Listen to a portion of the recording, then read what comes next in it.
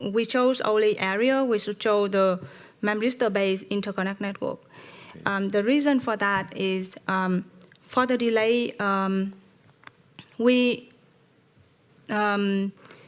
if we're trying to do the hybrid interconnect network, we kind of connecting two lines to each other, so it's fast. But the overhead is that we need to have like a CMOS device in between, so it's extra cost. For the CMOS-based interconnect network, we have to read out the whole thing and then drive back, and drive back to memristor device is quite slow, so we will not prefer that. While in the hybrid interconnect network, I think in figure 7, we kind of shortcut the line, and then we do the copy with doing also the write, but we don't have to read out. Okay, I would like to go a bit deeper into that. As you said yourself already, a lot of this is domain or application specific even. Yeah. These statements you make now, do you think they are generic, or will they also depend in some way on the type of applications? I think the interconnect network is generic. It's not depending on application. This interconnect network, I think we designed to be used in the SIM-A architecture. So mostly if we have the data and the computation happen inside the memory crossbar, we need to do some communication there. If we go for SIM-B, for example, then we actually read out the value, so we're not really using this scheme very often. Mm-hmm. But that when we talk about like one application that having memory or data that is located near each other and in the way that it's arranged perfectly matched to the operation. Okay. But if we have operation like, if we have data scatter, then we also need to use the interconnect network method to Okay. kind of... I see this for the area, and I agree with you there. But I would still like to challenge a bit the delay part, yeah? Because if you look at it, if I understand your answer, you say the hybrid is the best because in the CMOS one, you would have the detour for the writes. Yeah. But this is generally a problem. So is it so that CMOS is always worse delay than the hybrid in figure 7? Or are there exceptions? Your question means that is a CMOS slower than memristor? That's the assumption that Is it always slower than hybrid? Yeah, is hybrid always faster? Or does it depend still on the type of applications? I think it's not depending on application. It actually depending on how the technology behave in this architecture. Okay. Because the CMOS now, I'm assuming that is slow because we have to go to multi-level of it. So we have to read it out, have to go to the controller, okay. Then it have to maybe go to another controller to write back. So there is a higher hierarchy of level, okay. That we have to go through. So you link it to your control hierarchy then? Yes. Okay. While in the hybrid one, we go inside the memory crossbar. Of course, we have to apply some voltage, yeah. To bring the data there, but we don't have to take the data out. Okay. Yeah. And then the last one, you probably remember, I also asked about energy or power. Yeah. How would you rank those three then? For the energy and power, I'm using for also the delay and energy power, I'm using a model. And I come to the question you mentioned before, like whether I derive this, for example, area separate between CMOS and yeah. Crossbar. It's a simplified model that I'm using in this work that okay. Trying to sum up the discrete device. So I calculate each part separately and then sum it up. Okay, and based on that model, yeah, assuming that is a correct model, how would you rank those three then? Which of the three do you think is the best for energy and power? If you don't care about area and delay. In this work, I think the best for energy should be the memristor-based one. because memristor consumes less power, even though it takes longer time, but Okay. it will have low power. Uh-huh. And what is that based on? So because you make some assumptions then, right? Yes. For this. Yes. What are your main assumptions to make this memristor based the best one for energy and power? The assumption that I make is that memristor itself have no static power and Okay. have very low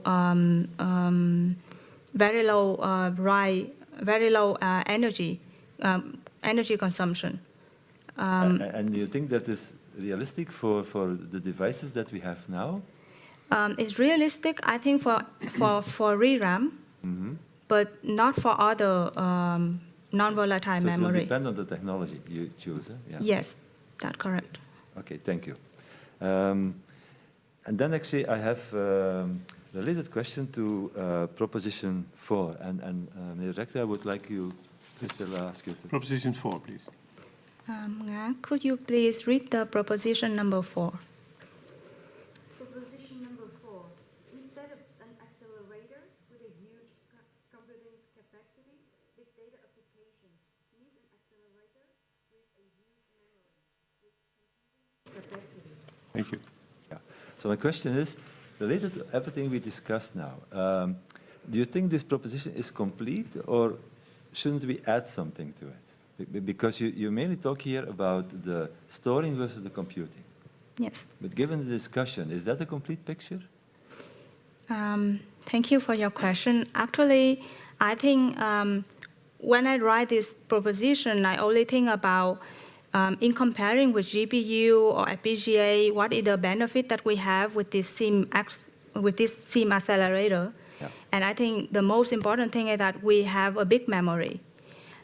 But the complete picture, I agree with you that we should also have an accelerator with enough operation. I don't mean complex operation, but at least have some useful operation that can be used for some application. Because with only memory, we can use the normal memory and put it there, but it will not work. It will not have the architecture become faster. We also need to have some useful operation inside this memory. Yeah. And in addition to the operations, isn't also the communication network a very essential element? Yes, I think Yeah. so too. So I think if you look at the applications, which of the two you think is the most problematic? So is it the communication network or the computation elements that you have inside? Suppose you have a lousy communication network and a very good computation, or the opposite, a lousy computation and a very good communication. Which you think is the most important? I believe that we should balance the design. Yeah. If we have a balanced design, much better to provide performance, because our lesson in the past, when we're trying to make the DRAM and the CPU one fast and one have high density, it doesn't work. Mm-hmm. So for communication and operation in general, I think we should make a balanced design than just making one very fast and one very bad. It will not provide input to each other. It will not make each other become faster, but actually it will take only the slowest one at the performance. So for communication, if really I have to choose, then I chose a balanced design. But if I force you indeed to make a choice between the two, because I Yes. agree the balance is always the best. Yeah. yes, so if we really have to make the choice, then I think in this situation, in current situation, I prefer operation. Okay. If we make operation and we try to arrange the data in such a way, the clever way, so that the data is there, so that we have when we apply the voltage, we're just having the operation outside, then it's possible, but we have to provide more effort to really make the data inside this accelerator. Okay, thank Yeah. you. The director, in principle, I'm satisfied. Is there time for a last question on proposition 7, or should I? A very short question. A And very short question. Okay, then I hope we please get a ask, short to answer as well. read that one. Yeah. Nga, Proposition. could you please help me to read proposition number 7? Proposition number 7. Equality between men and women. Sorry. because The number is wrong. Because that was already, it's number,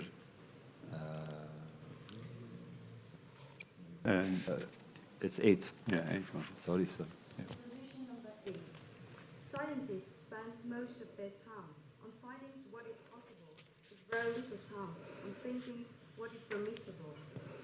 Okay. So my question is the following.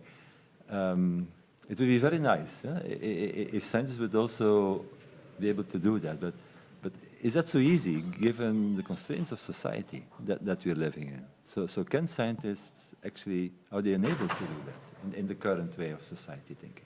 Can you give a short answer, please? Yeah, I think, of course, in ideal world, we can always do this. Yeah. But for us, I don't think it's up to scientists to decide also what is the purpose, what is the use of the invention that they make also. Yeah. So I think it's probably not realistic, but maybe we should raise awareness about that. Okay. Maybe we should protect our invention in such a way that nobody can use it for a purpose that we don't want. Okay, thank you for your answer. Thank you, Professor. Very satisfied. Thank you. Professor Corporaal, the floor is yours. Dank u wel, meneer de rector. Waarde promovenda, I enjoyed working with you from a distance in a couple of these papers, but we had a close cooperation on many things, in the mnemosine project especially, but I still have many questions also for your thesis. Let's talk a little bit first about this figure 1, which is this on page 27, which is just your classification paper. Let's just see if I understand this well. How would you just characterize in this figure, for instance, a DSP with local SRAMs, scratchpad memories? Where is that in doing, say, signal type of processing very close to the SRAMs? Where is that?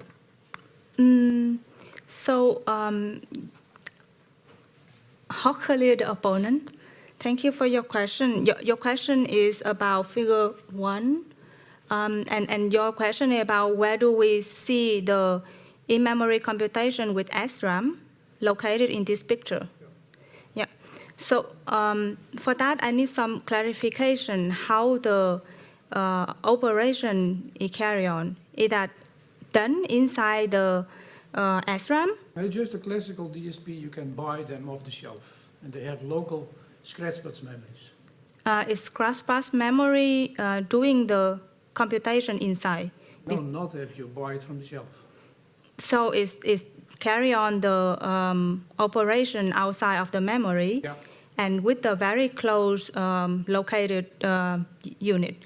Then I would put it in the, and this DSB is that using the sign amplifier to do the operation, or is using really simplified CPU to do it. Can be anything, eh? Typically a VLW. So it, as far as I understand, it's a separate processor outside of the memory core. So I would classify it into the actual logic, into the sum n, which is the third, type of this classification. So not in 4. Yeah, because if the crash part itself is the processing unit, then it should be in 3. 4 mean that the computation is read out of the scratch patch memory, and then will be done in the processing unit. Yeah, but that's actually the case, right? So you have a processing unit, only the memories are closely connected, maybe with even high bandwidth, but the processing and the memories are completely separate. They are just sitting close together. But we use scratch patch in this design to store the working data set.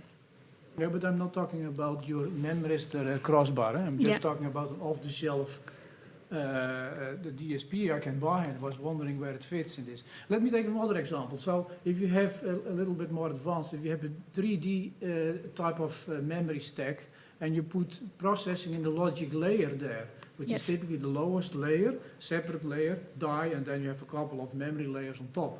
Where does that fit in this picture?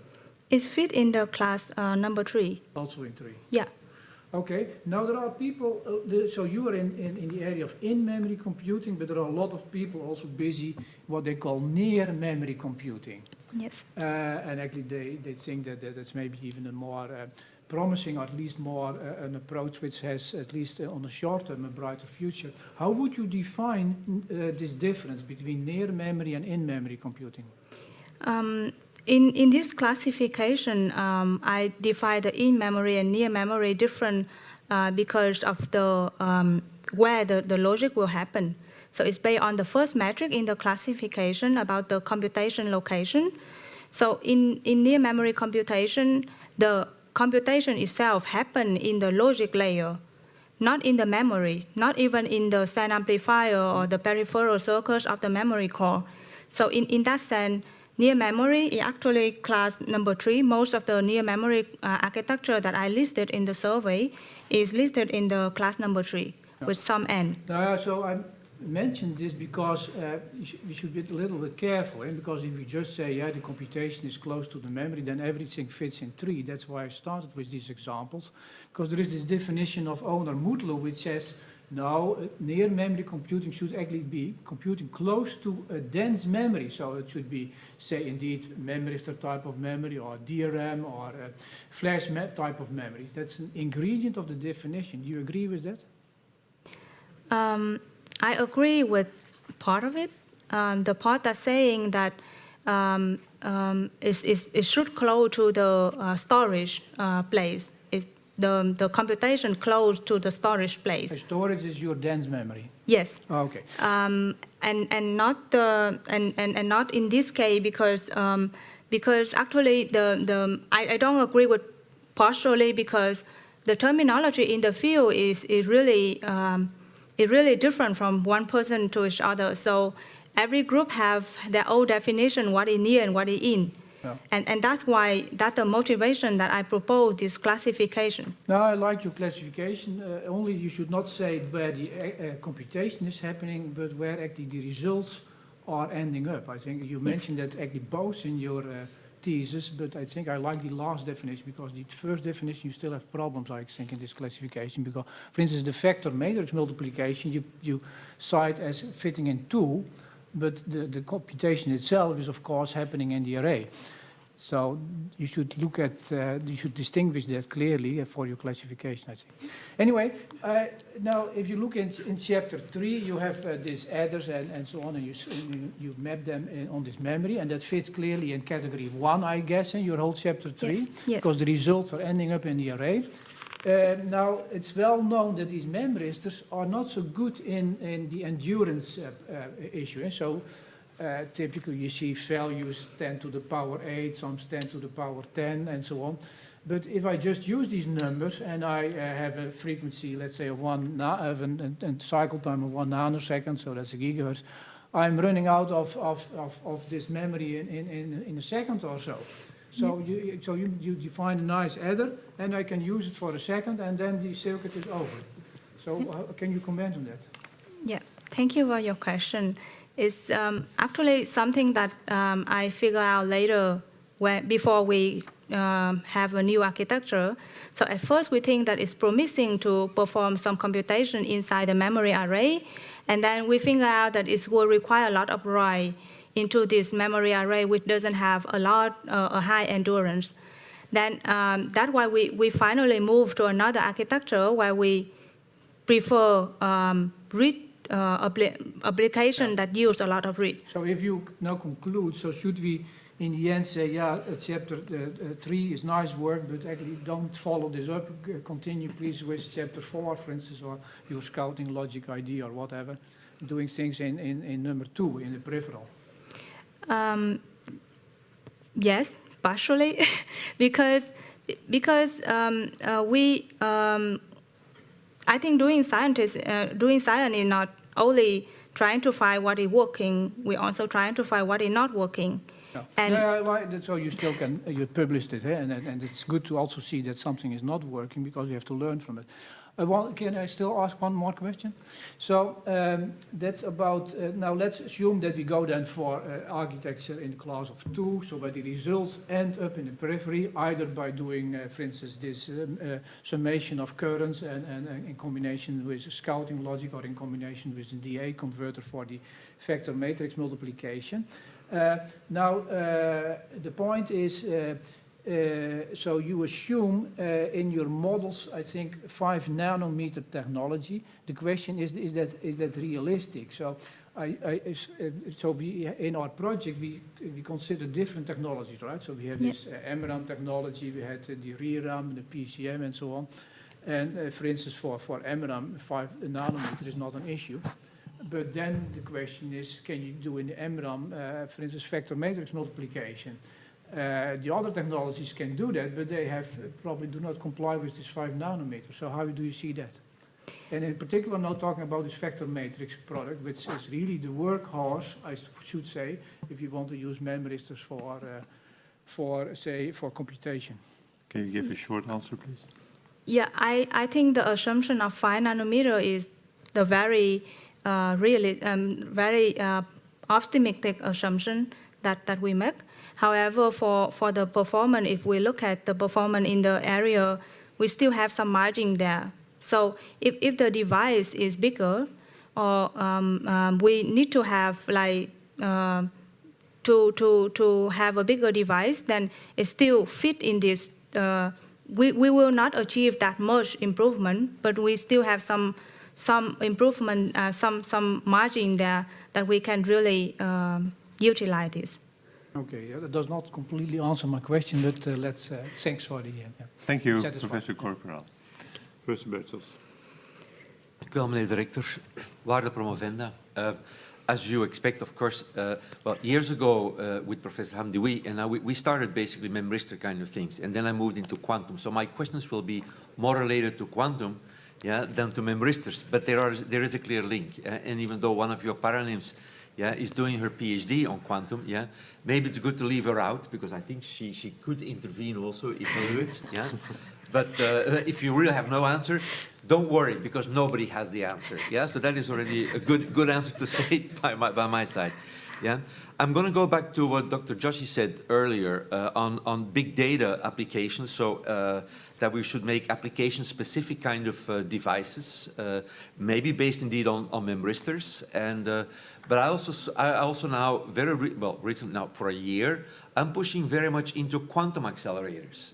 And so I have one specific question, because you maybe you don't know, right? But one qubit, quantum bit, is characterized by 2 amplitudes, and that's usually a floating point number and a complex number, But it has 2, because it has 2 states, and so you use a lot of memory to represent all of those qubits, Yes.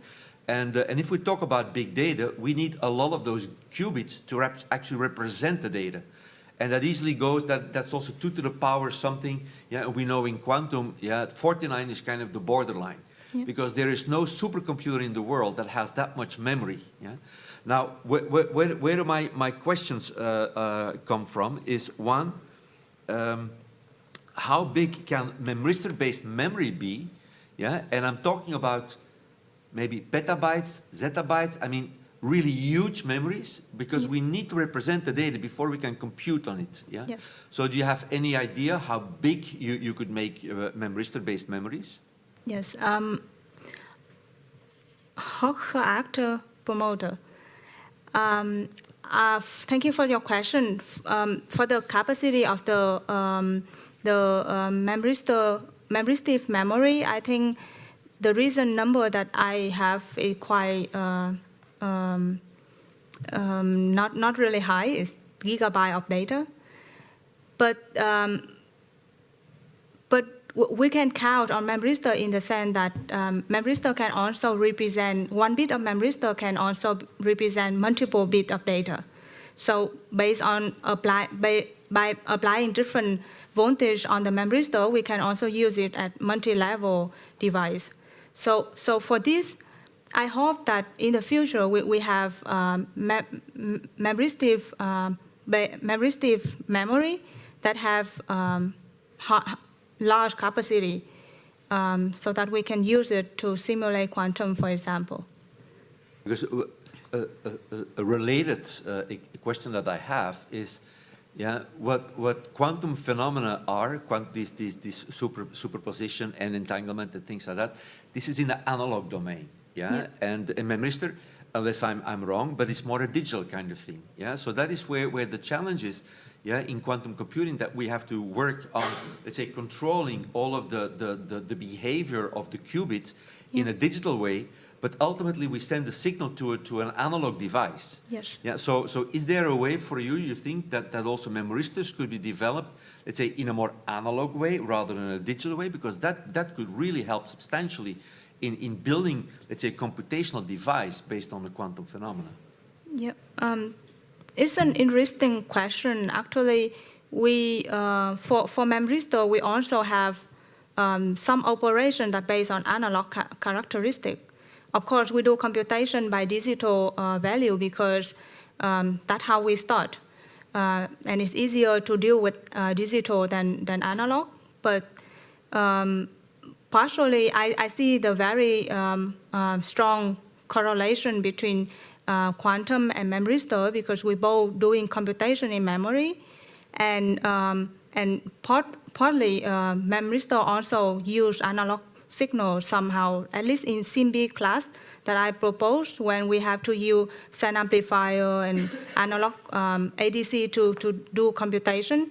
I see we have analog signal there, but not really exactly like the way that quantum perform operation. I'm not sure that I understand completely how the quantum works, so I cannot comment whether it's possible. But I think that there's similarity. Yeah. Okay. Thank you very much. Nobody really knows. Yeah. So don't be concerned by that. Okay. Thank you very much. I'm done. Thank you, Professor Bertels. Dr. Zahouri. Mijn heer director, thank you very much.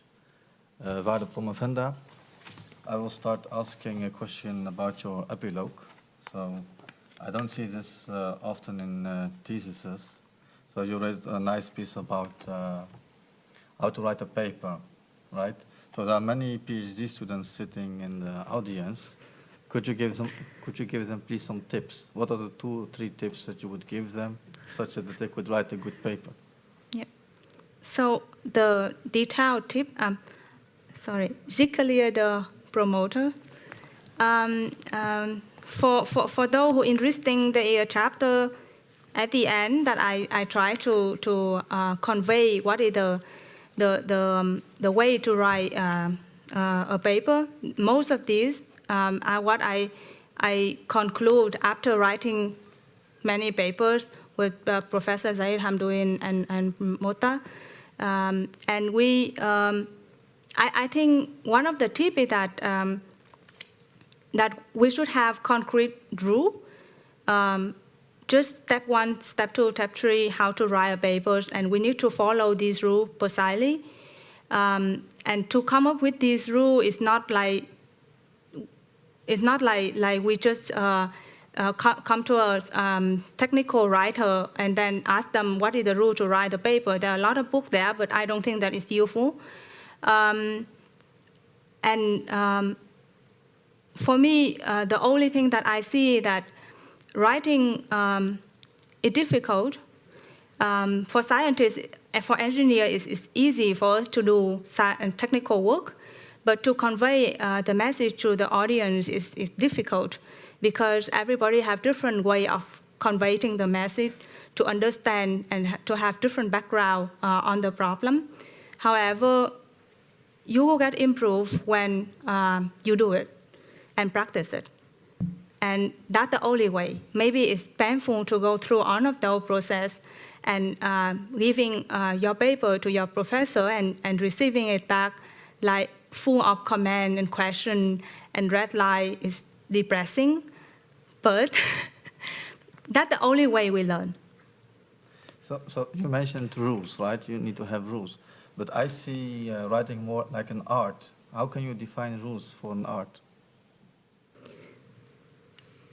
if you look at a picture, for example, and I have a lot of friends who work in architecture, and then they say, for example, you look at a house, a room, and then you see that it's beautiful.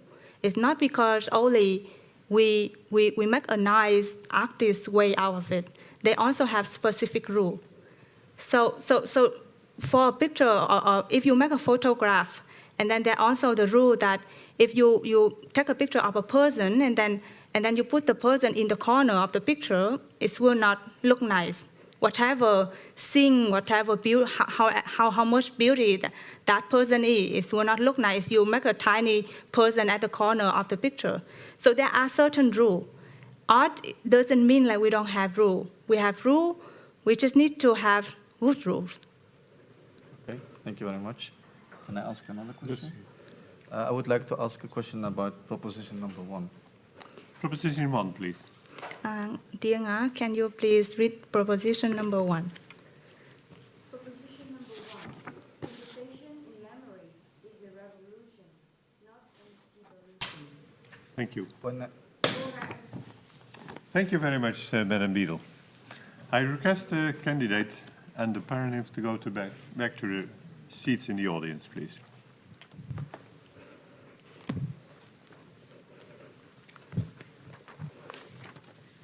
The committee will withdraw for further deliberations in the committee room. This session is adjourned.